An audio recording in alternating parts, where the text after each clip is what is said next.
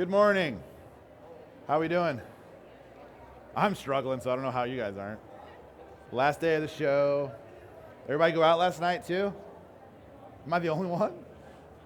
Well, I'm unprofessional. Thank you all for coming this morning. I appreciate it. My name is Jonathan Thorpe. I'm a portrait and commercial photographer from Washington, D.C. I don't have a ton of time to speak today, so I'm going to try to get through this as fast as possible. But before I start, before being a photographer, I've been a full-time shooter now for 15 years.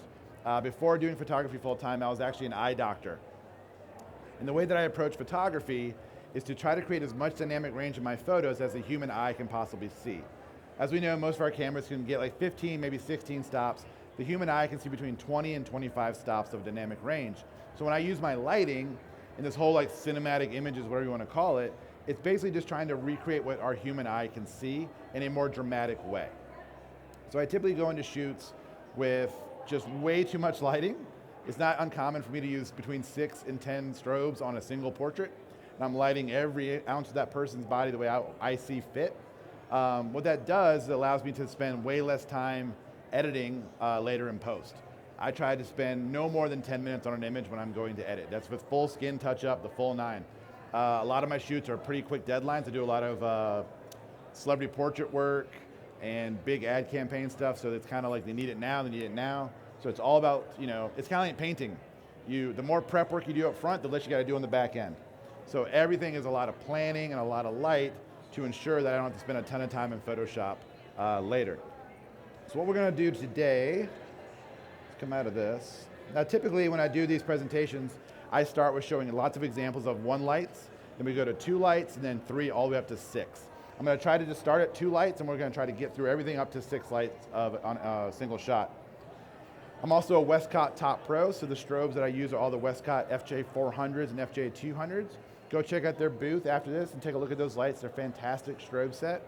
Additionally, I'm also a TAMRON Image Master, so if you're looking for lenses on any of the camera mounts, go take a look at the TAMRON booth after this. So we're going to start right into a 2 light setup. 2 light is where it's my bare minimum of a light setup. I don't do a ton of 1 light stuff. It's always starting at 2. Now, when I get to a shoot, I try to focus on one thing that's important to me in that shot. Typically, it's trying to pull out those details in the sky.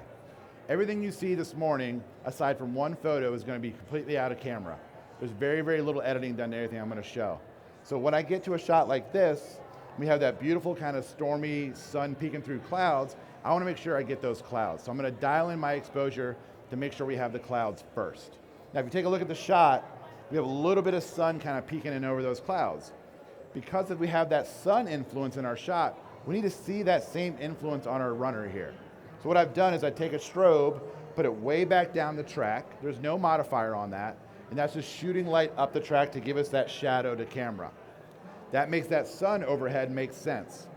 Again, my optometry background's really nerdy, but I know what the brain wants to see. And if we don't have that shadow, instantly we think it's photoshopped together. He's placed in there, it's a composite.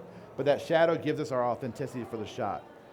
Now, because that shadow is coming up the track, we get some light on the back of his arm, and the back here, and the back of his leg. That's going to bring everything in the front of him into shadow. So all we're doing then is taking another strobe. In this case, it's a large octabank that's in front of him, lighting up the front of his face and the front of his body. When it comes to lighting and things like that, you want competing sources at all time and want to kind of sandwich your subject in between it. That'll give you that kind of cinematic look by increasing a lot of the shadow detail, but not losing information in that shadow detail. That makes sense to everybody? If you have any questions, just put your hand up too, and I'm happy to answer. So 2 lights, by maintaining that cool, dramatic sky, kind of brings it together into a really, really interesting editorial style image. Keep going here. Does anybody know the comedian Trevor Wallace? That name sound familiar to anybody? Just did a shoot with Trevor about a week and a half ago. This is in a theater in DC. He was on tour, and we decided to link up and do some portraits.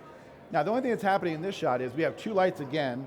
One's behind him on the back of the room, lighting the back of his head and lighting the top of the chairs. So this is a similar setup to that last one, but this time we're using that secondary light to just increase the dynamic range in the shot. If we were in his presence and looking at him in real time, we'd be able to see this whole room no problem. But our camera can't see that. So we're using that backlight just to bring up the ambient exposure of the theater and give those lights somewhere to bounce off of. Because we see these light sources, we need to see a little bit of interaction with those light sources on Trevor. Brings the image together, makes it a little bit easier for our brain to kind of compute and break down. After that, again, all the shadows that are being created by that backlight, we're just filling in with another light in the front of him. 9 times out of 10, I'm gonna always boom a light overhead. That's what the brain in our eye likes to see, is light from the top to bottom. We've all seen images where we light it from the bottom up and it's kind of gross looking, it's kind of like that scary mood lighting. And we don't know why we don't like it, we know we just don't like it. It's just our brain's not used to seeing that light on a daily basis. So we try to recreate what the brain likes to see by having light from the top down. So there's a light just boomed right out of frame, going right down in front of his face. Whenever I'm modifying a strobe with an Octabank, softbox, whatever it may be, I want to keep that modifier as absolutely close to the subject as I possibly can. Usually it's about an arm's length away. The main reason for that is the closer that you get that modifier in, the more you see the effect of that modifier on your subject. Once you start pulling those lights away, it just becomes a big wash of light and we lose the intended effect of that modifier. All the lighting modifiers are doing different things at all times, so it's important to kind of practice with different ones and determine which ones work best for your photography. I own every modifier you can possibly own, and I think I use 3 on a daily basis now, because I just know the look that they're going to provide. So I'm shooting it pretty wide. This is on the GFX 100 on a 45 millimeter lens. That's the equivalent to about a 25 millimeter in full frame world, but the light is literally just barely out of frame here.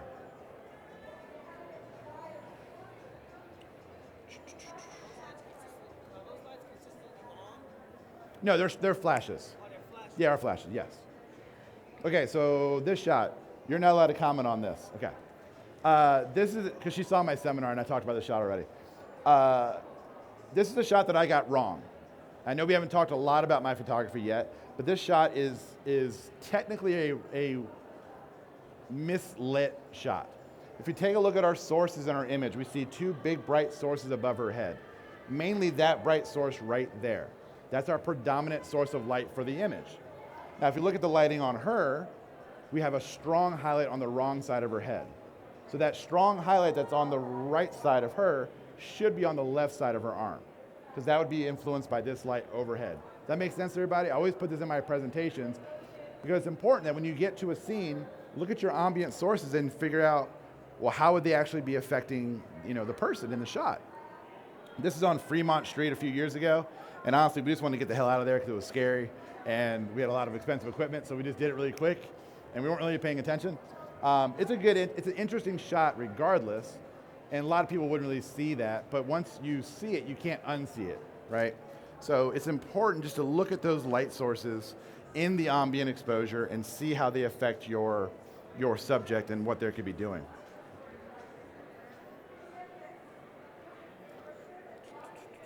Okay, so this is a high key setup. This is turning 2 lights into 3.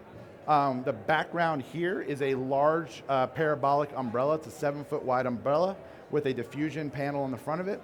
This is shooting straight to camera and she's standing right in front of it. That in turn is giving us this wrapping kind of highlight around her body, which looks like we have 2 lights on either side of her at that point. It's kind of a tricky thing to do with not getting a bunch of bleed into the lens, but it's a delicate dance of shutter speed and aperture.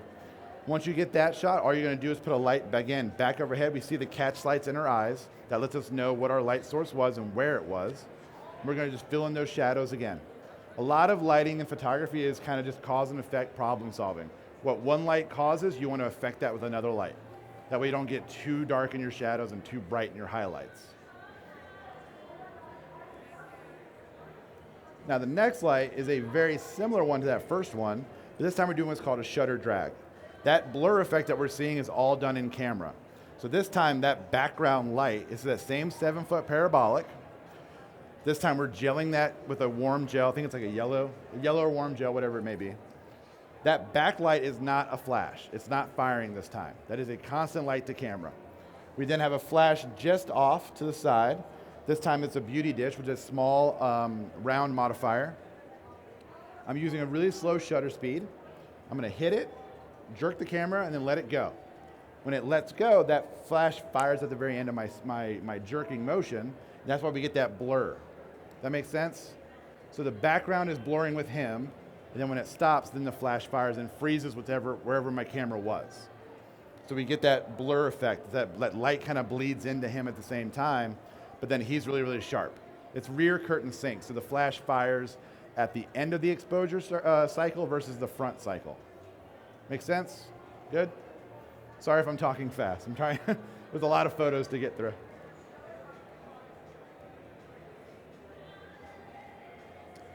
Okay, so just freezing motion.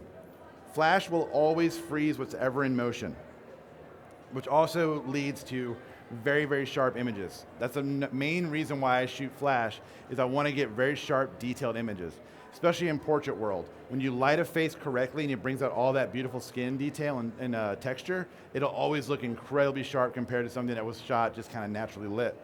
So all we're doing here is just showing how flash freezes motion. We have a parkour guy up here and a skateboarder down there. And these are shot at fairly slow shutter speeds. These are like probably 200th of a second, but because the flash is firing, it's freezing them dead in their motion. So flash is more so, it's never just lighting a subject because it's dark. I'm using flash as a tool to enhance that image and create something that I want to create. It's really easy to just think of flash and lighting as just, okay, I got to use it because it's dark. I want to keep my ISO low, so I'm going to use flash. It's not always the case. Flash can be used in such a different way that can affect your backgrounds and affect your environments and really just create images that look so different from other people's. So this time we're using, you guys ever heard of atmosphere spray? It's like fog in a can. It's a hairspray can with fog. If you've ever used a fog machine on a set, you know immediately it gets out of hand. You press that button once and the whole shot is ruined. You gotta wait 20 minutes and someone's opening a window and it's a whole mess. So what this fog spray does is it's in a can, you can just spray it and it sets and it does a good job. In this shot, we have sprayed a bunch of fog behind the door. We have a flash just outside of that room that's coming into the camera. If we look at the bottom of her arm and the side of her neck, we see that as highlights coming in. That kind of gives away that light source.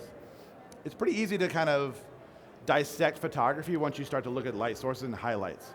And that's an important thing to do, especially if you're starting out. Look at photos that you like and try to break the lighting down in your head and then go recreate that with someone you know or friends, whatever.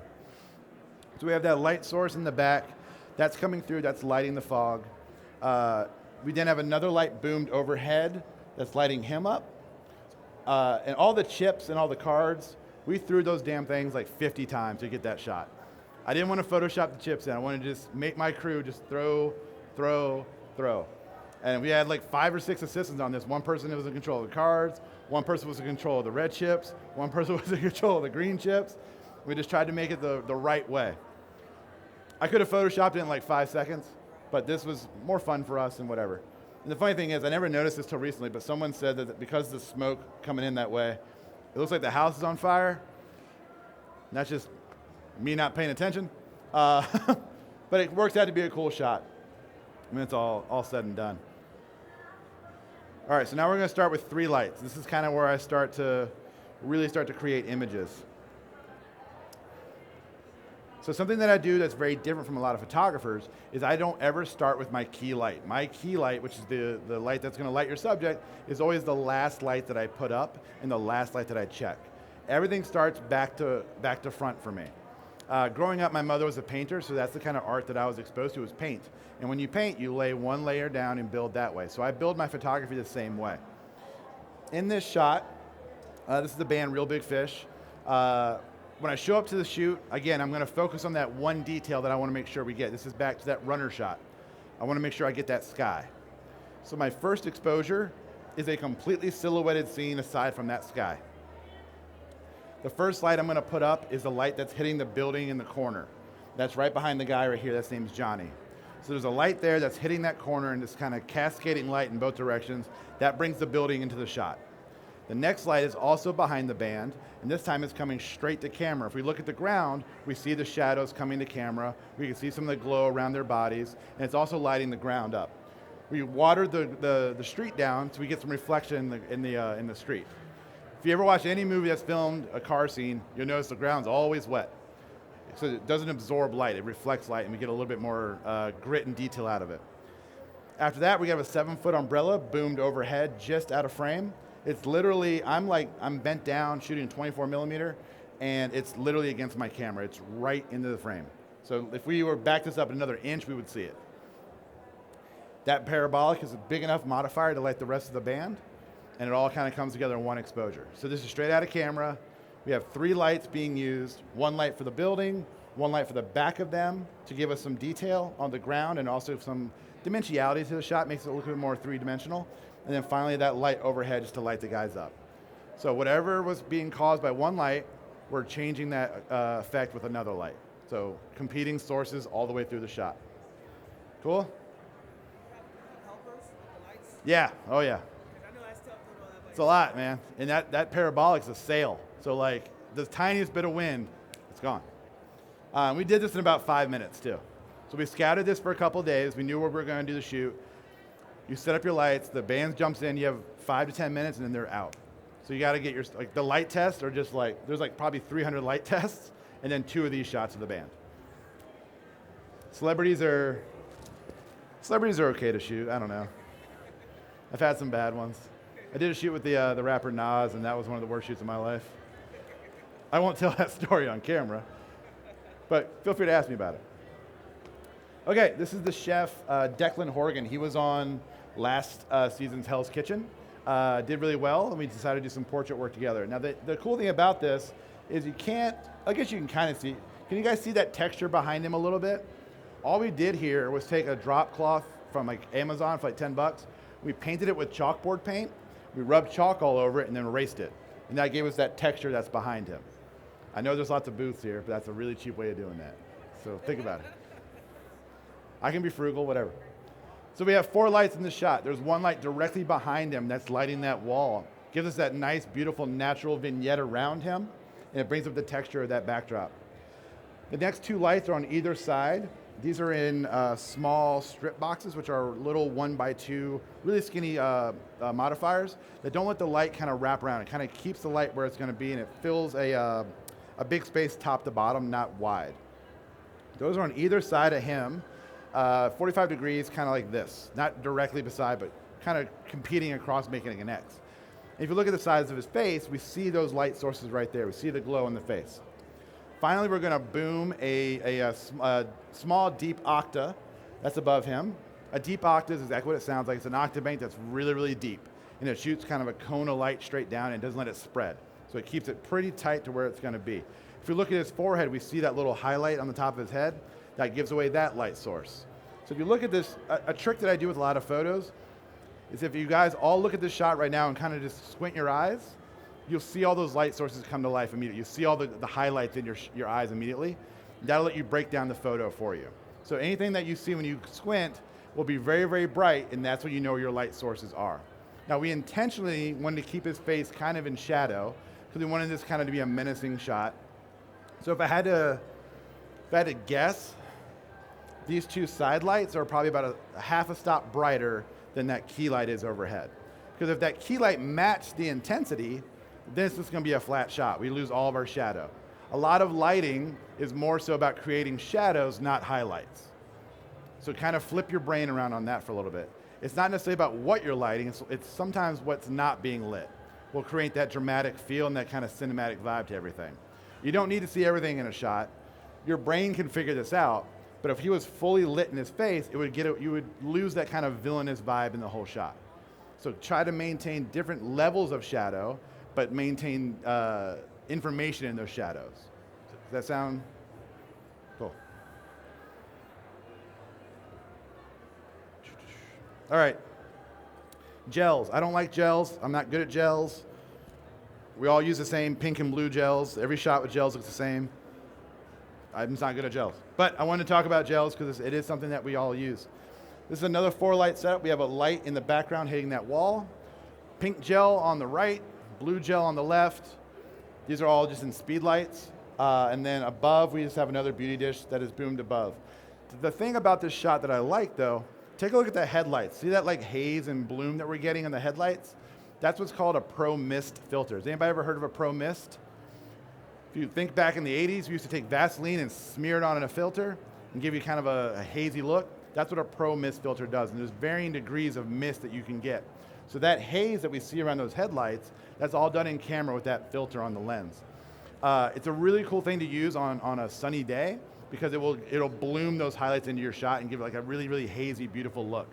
So I'm sure someone here at the show is selling some Pro Mist filters, and they do come in different degrees. This is the highest degree you can get. I think it's an 8. It also will give you a little help on smoothing out skin because it's going to smooth the skin at the same time. But that Pro Mist is a really, really cool feature. Because again, think about movies that you've seen. When you see light sources coming to camera in movies, it does kind of have a haze effect. Sometimes it has like the little light streaks, all that stuff. So we're trying to create that same vibe with stills and photography. I just realized how much I talk with my hands today, and that's really annoying. I'm going to try to keep my hands down. Okay, you heard this joke already, so I'm going to say the same jokes, whatever. She saw my seminar, so she's seen a little bit of this already. The best piece of equipment you can put in your bag today is a traffic cone. Keep a traffic cone with you at all times because you can get away with murder with a traffic cone. We did a shoot in Savannah, Georgia. This is for South Magazine. And we had to shoot, it was a crazy number, it was like 50 portraits in 2 days. We had a very, very limited time to do it. We couldn't secure permits, we couldn't get anything when you wanted to get done, so we just kept the traffic cone with us. We would plop a traffic cone down and no one would question us at all. We have C-stands all over the place in the shot, but no one even batted an eye. Cops came by, they just believed us and just kept on moving. So traffic cone, don't steal it, buy a traffic cone. We stole ours, but traffic cone. It says DOT right on it too. 4 lights in this. A lot of people always consider this, they look at it and think it's a composite. This is all done in camera again. And there's a really cool nitpicky detail about this shot that I'll share.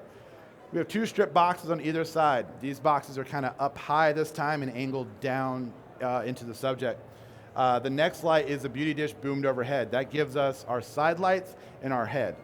Now that beauty dish is also going to make everything kind of fall to shadow too quick. It's going to give us a hard cutoff by the chin. So behind me is that 7-foot parabolic again, and that's going straight on axis, straight into the front of him. That gives us our light on his forearm there, and it brings up our shadows in him. We still have shadow, but they're not like blacked out shadow with no detail in it. Now take a look at our shot. We talked a little bit about lighting with influence. If you think about that shot with the girl at the car having that light, that bright source in it, if you take a look at our photo, we see the sun that's behind him. That wrapping light is what would be caused by that sun. If we were looking at him in daylight, we would see that same effect. If you take a look at the building, there's a little bit of reflection right here from the sun on that window. If you look at the highlights on him, this highlight's a little bit taller than that one. And this highlight right here is a little bit brighter than this one. I intentionally put that light a tiny bit brighter than this one because if this was a real time, that effect from that reflection would cause this to be a little bit brighter than the side of his head. No one would ever notice that, but I notice it. It makes my heart happy, and it's really nerdy, but I think it's fun. And if you take a look at his arm too, way more influence of light on this side than this side. So there's those little details that makes the brain happy when it looks at the shot. And it takes away the doubt that it's a real photo. Okay, 4 lights, with one of those being practical. This is Rhett and Link. They are some YouTubers, one of the highest profiting YouTube channels on the platform. Similar setup, 2 lights on either side. Those are those strip boxes once again.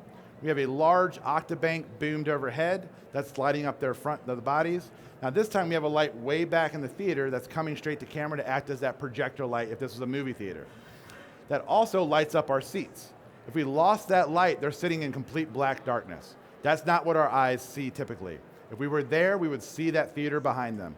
So that backlight is just helping our eyes figure out the problem.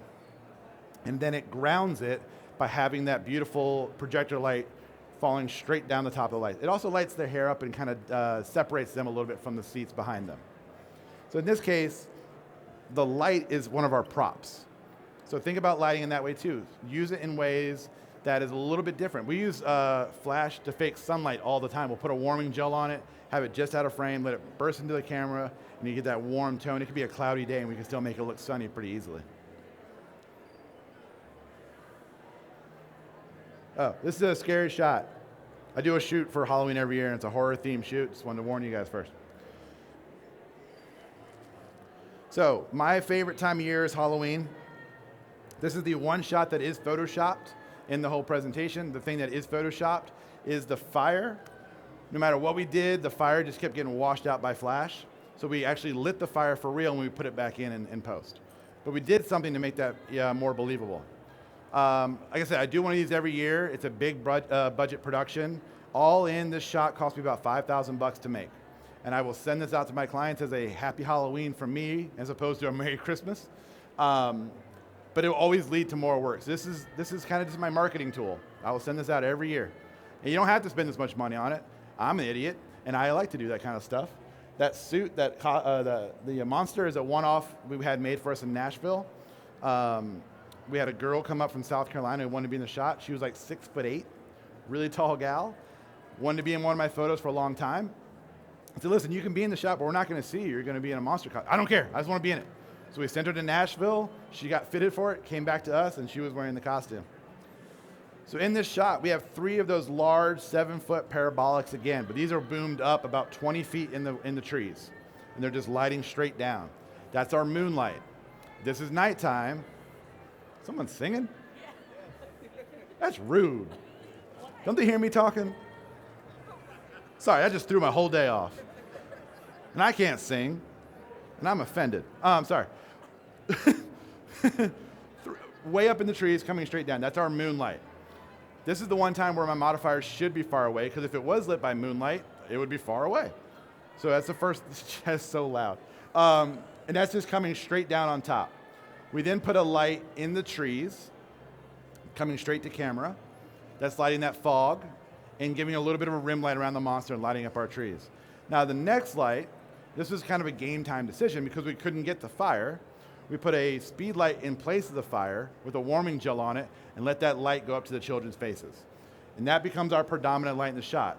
Because I'm gonna preach it over and over and over. If we were actually there, we would see that light influence on the kids. That's the only light we would see in the scene.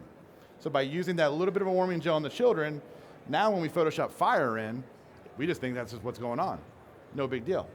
The beams of light that we see in the flashlight, those are from the fog that we sprayed around the set.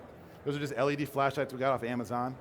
And the whole premise of this shot, because there's like little weird details in it. If you look at the comic book, it's the same monster that's in behind them. So the children are outside, they're camping, they're reading scary stories, and that's their imagination kind of creeping up on them from behind.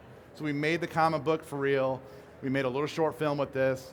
We did giveaways of the comic book to the clients. So when I sent this out as a happy Halloween from me, we sent them a package with the fake comic book in it as well. So it became a gigantic marketing tool for my company and my business. But it's also a lot of fun to put this whole thing together. And I still have the costume and I wear it all year because it fits me because I'm tall. I don't wear it all year, that's really weird. I wear it at Halloween like a normal person. I don't wear it on like Flag Day or something. Flag Day. Okay, so 6 lights. This is complicated as it gets, really. And I'm gonna break it down again from back to front. So and there's a video of this online on the TAMRON YouTube channel where you can see this whole shoot kind of come together. Been wanting to do a bowling style shoot for years, and we finally got the chance to put this whole thing together. So starting at the back, my test shot is pretty much completely dark, aside from the menu board. So you'll see that in the ambient exposure. Everything else, just imagine it, silhouettes in black. I put a light way in the back, and that's hitting the wall behind everyone else. So that brings up this area in the background. So that's one light. Moving forward again, there's 2 lights on either side, just bare bulb, not modified. These are just flashes flashing. If you look right over here, we see that highlight again. So that gives away that one light. If we look on the other side, we have the bright highlight right here, on this, on his head, and over here, right here. So boom, we have 2 more sources right there. We take a step forward again, 2 more light sources on either side of the girls. This time, those are modified. Those are in strip boxes again. The reason we're using strip boxes, I don't want to blow out the highlights too much. If you take away those strip boxes, you're going to get too hard of a hit of light. And now that we're in the front of the frame, that's the important part of the lighting. So I want to make sure we're keeping as much detail in the front. Those are also going to spill onto Ben as well. So those lights are kind of, it's called feathering. They're not directly at someone, they're just a little off center and letting it spill. So we're getting a little bit, their lights are pulling double duty. They're hitting her and him at the same time. Now finally we have a giant, very, very large parabolic. If I remember, it was like my wingspan, I feel like, and very, very deep, boomed overhead, and that's going to light all three of them at the same time. We did all the wardrobing. This is probably about 2 months of planning to make this shoot happen with casting, wardrobe, hair, makeup, the whole nine. All of it for one picture. It's not even that, it's fun. I wish I could spend more time like photoshopping and making something else out of it, but it's cool to see everything that's come together for one exposure. And there's like little strange interactions kind of happening everywhere if you look at the shot. And it's fun to make a photo that you have to like look into and to see what's actually going on. But the bowling alley that we use hadn't been changed since like 1952, so it all kind of worked together really well. We traveled for the bowling alley and put this whole shoot together. But this is on TAMRON's YouTube page. It's called like One Lens, One Lesson, One Location, I think is what it's called. And it shows the whole BTS of the shot. So check it out, it's pretty funny. We gave our character, Ben, like lines, and we gave him a whole thing.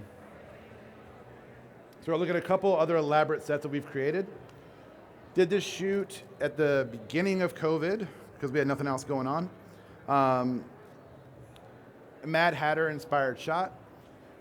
If we take away the flash, the only thing that we would see in the photo are those candles. So think about this.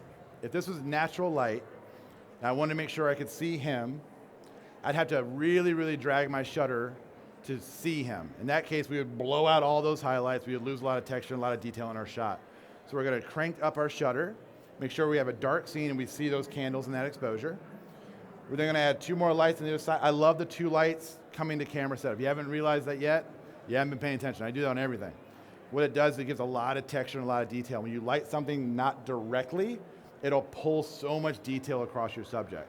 So if we have a light directly in front of our face, we lose all the texture. If we angle it somewhere, it creates these little micro shadows across the scene, and it makes it really, really texture come alive. So 2 lights on the other side, that's lighting his hair, and a little bit of that fog that's coming out of those windows. Straight up above, another 7-foot parabolic, that's bringing up our entire ambient exposure. Jesus Christ. Just bringing up our entire ambient exposure. And then we have a beauty dish boomed overhead, just sliding underneath his hat. So 4 lights, working all together to create a very high dynamic range image.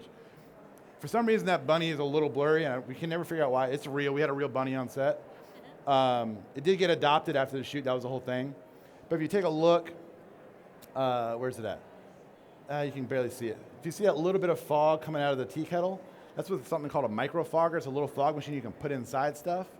You can control it from a remote. So we have that fog is real coming out of the tea kettle. All the little weird details in the shot again.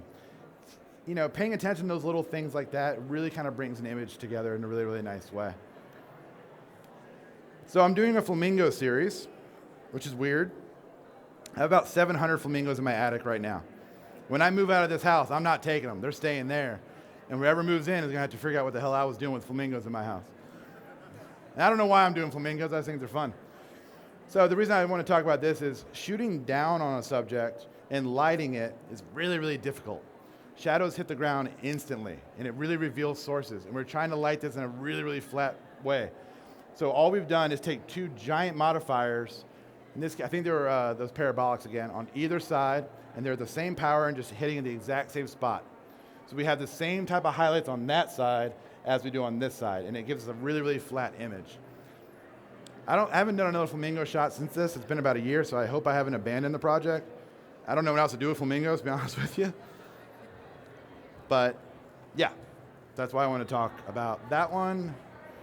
One more, this was this year's Halloween shoot. Sorry, it's another scary shot, should have told you first. We have 5 lights happening here. 2 lights off in the distance. Those are lighting up our trees, lighting up a little bit of our fog detail. 1 light boomed just overhead to light the little girl. Another light boomed to light the witch. In this case, the witch was actually her mother, because that poor child would have been traumatized if it was another way around. And then we have this little light source down here. This is just a little LED that we got off Amazon. that we use that Pro Mist filter for again. That light's coming straight to camera, gives us that like little beautiful haze around it. We shot a short film with this. We haven't released it yet because I'm still editing it, which is way delayed. But my hair and makeup artist created that whole creature. That jaw moves, and she could talk, and that thing would move the whole time. Those fingers were articulated. She could move those the whole thing. So it's a really, really creepy set.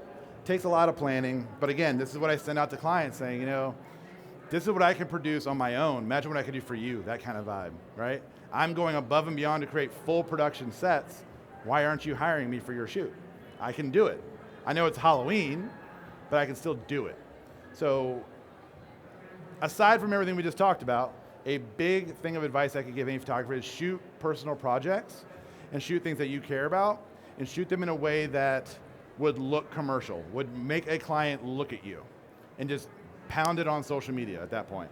It'll increase your ROI, it'll increase everything you can imagine by producing your own content, because a client's gonna know if you care about what you're shooting or not. They're gonna see it and be like, this guy clearly knows what he's doing, he's taking the time to do it himself, we should talk to him.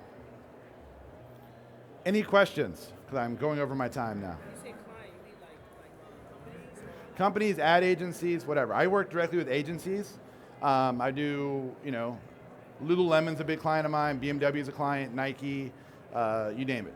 But I'm working at the agency side of stuff. You know, brands that are a little bit below, reach out to them directly on social media. What I tell people to do is if you go to social media, I'll use Lululemon as an example. Search Lululemon, you'll get a bunch of drop downs that are other suggested accounts that are kind of a lower tier brand, still like fitness apparel, but they're gonna need photos. Hit them up directly and then get in that way, and then start building up from there. Any other questions? Cool. That's my time. Thank you guys for coming. I hope you learned something. I'm never talking again after this because I'm exhausted. If you have any questions, please feel free to ask me. Yeah.